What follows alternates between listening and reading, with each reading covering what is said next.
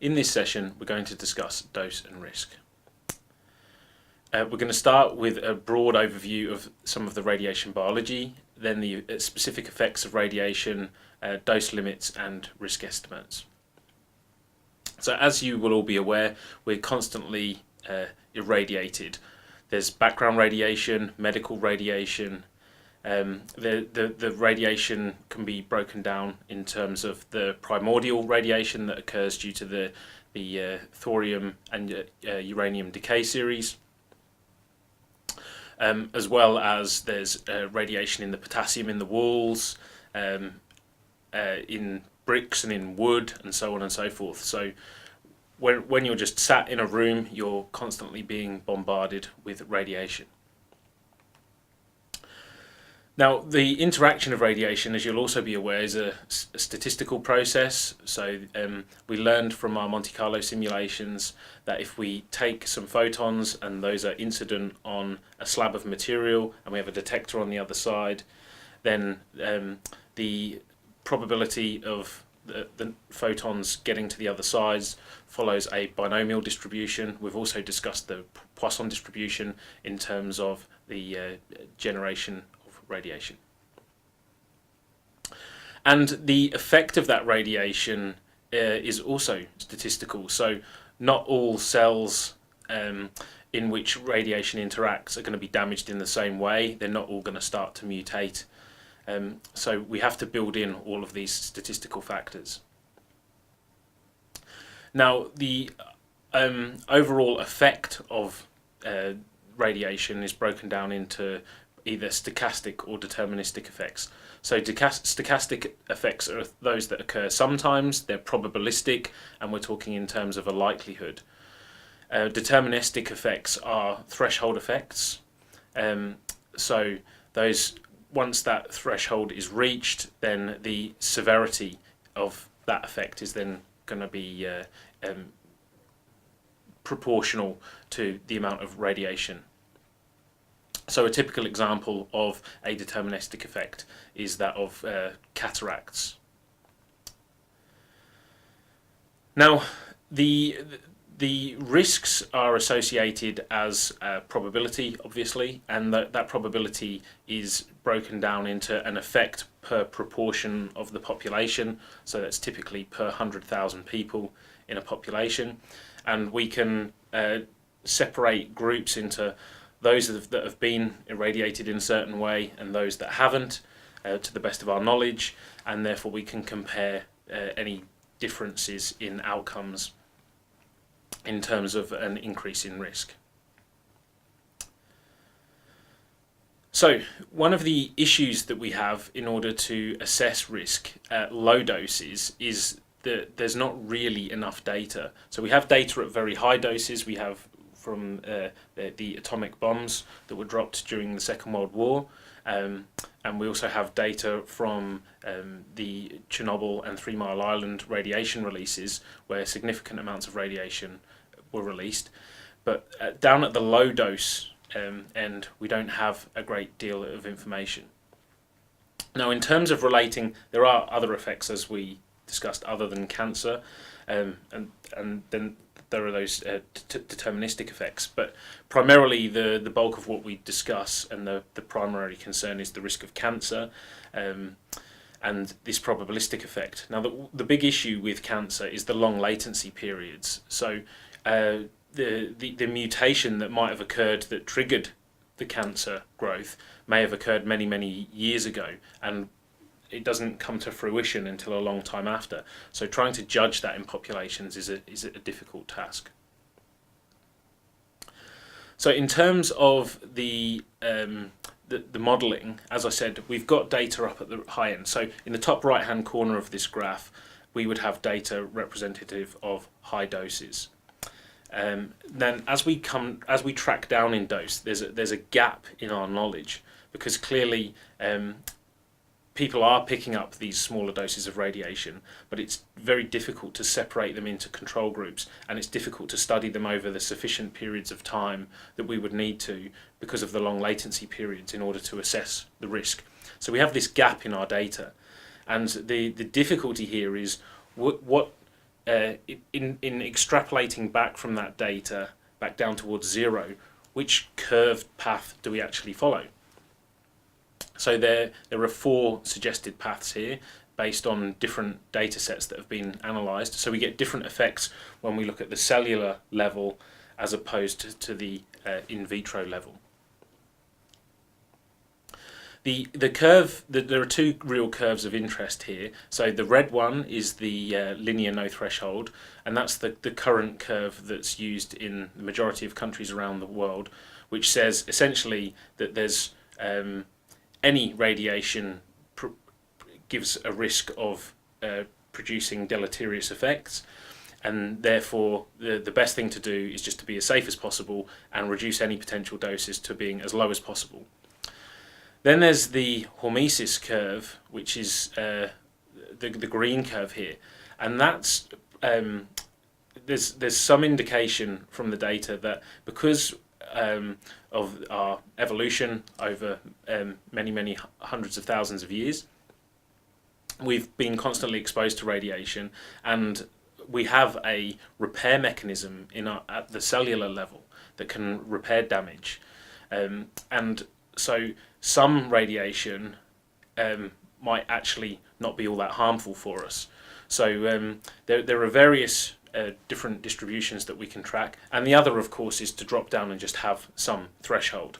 So there are also arguments towards there just being a hard threshold.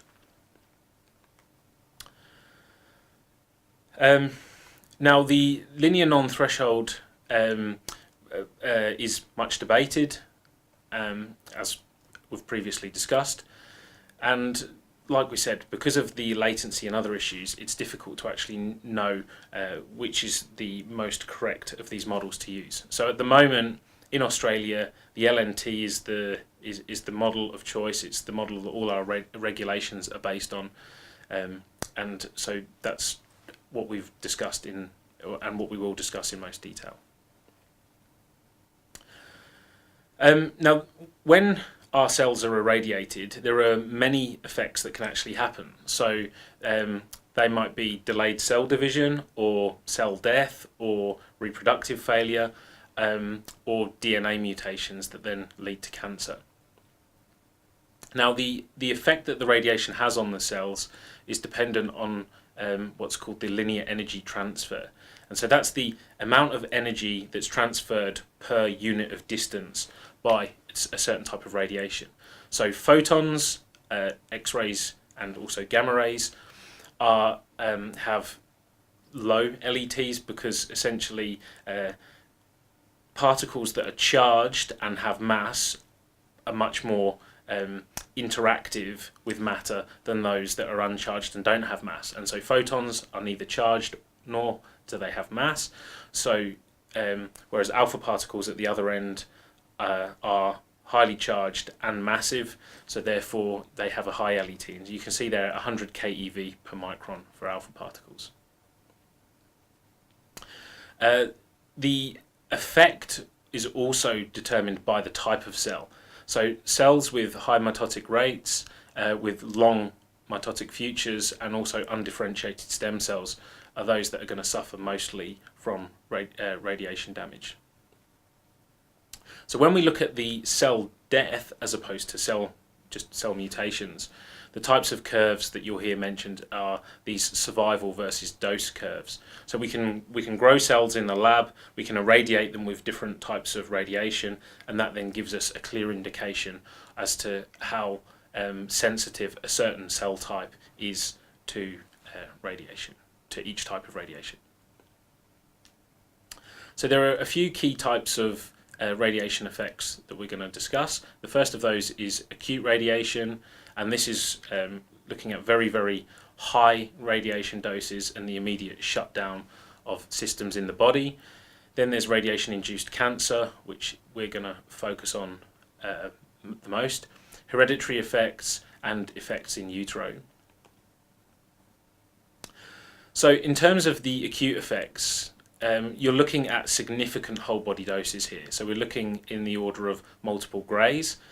If you remember, in radiography, we typically talk in either micro or milligray, so we're talking about very, very low doses, whereas grays are orders of magnitude above those kinds of units. And once that happens, there's then a series of processes in the body that are triggered, in which the body starts to shut down, and that starts with the onset of the prodromal symptoms, with a whole body dose of greater than about 1 gray.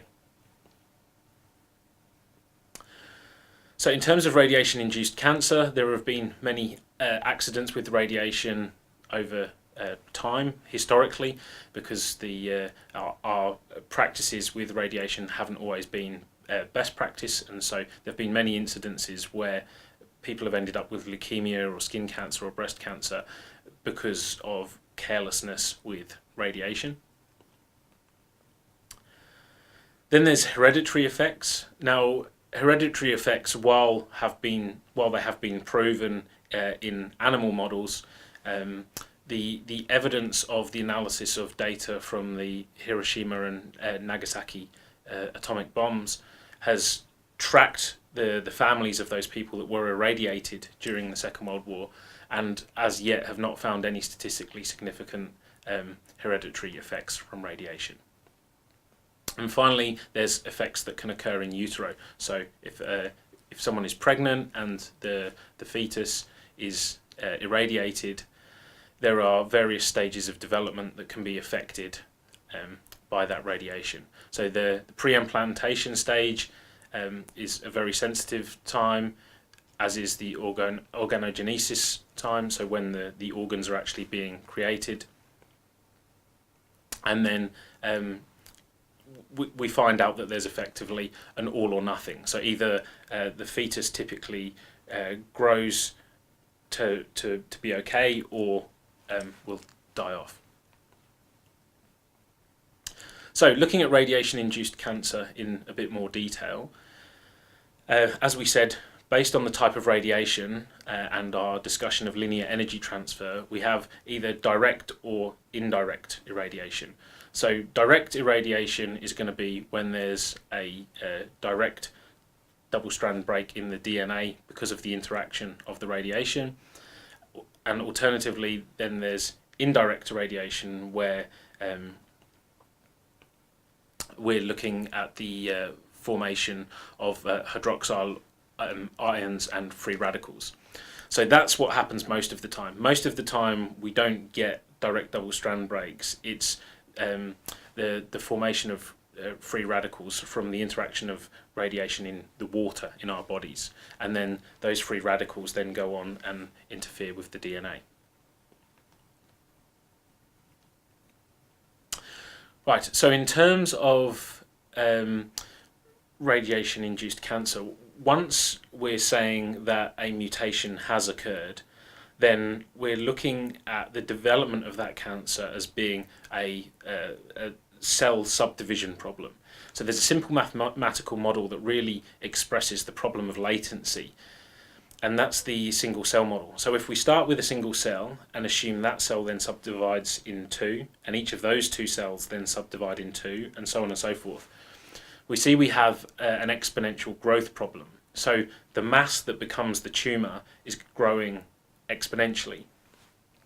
And what we then see is, if we say that each stage of that growth, so each stage of subdivision takes a fixed amount of time, and we do the calculations, we can very quickly see that the majority of the time the tumour is forming at a stage where it's too small to be detected.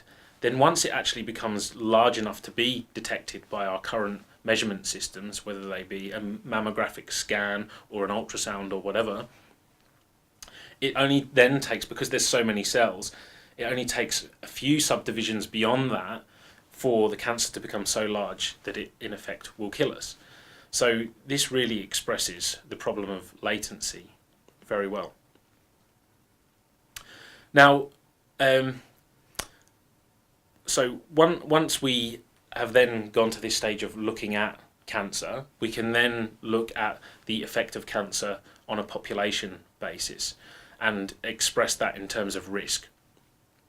So here we can see a table that's looking at stomach cancer, and so the numbers have been worked out here, and we can see that we can categorize as male or female, and as a function of age, the effect that a small dose of radiation is going to have on changing our potential outcome of developing stomach cancer.